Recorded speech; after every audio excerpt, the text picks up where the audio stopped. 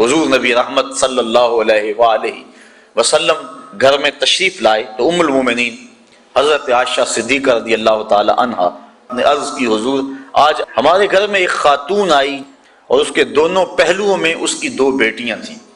उसने सदा लगाई, मैंने सारा घर ढूंढा तो एक खुश्क खजूर मिल गई, चुहारा मिल गया। मैंने वही चुहारा उठा के उस औरत को दे दिया। सख्त भूख लगी हुई थी, उसका पेट कमर से लगा हुआ था, लेकिन उसने उस खजूर को दो हिस्सों में तकसीम किया और एक उस बेटी के मुंह में डाल दिया और एक टुकड़ा उस बेटी के मुंह में डाल दिया। उसने खुद नहीं खाया।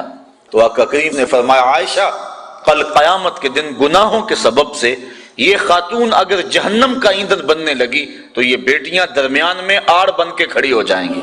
ऐ अल्लाह, हम अपनी माँ को जहन्नम में नहीं जाने देंगी और अल्लाह इनकी सिफारिश मान के इनकी माँ को जन्नत अता फरमा देगा।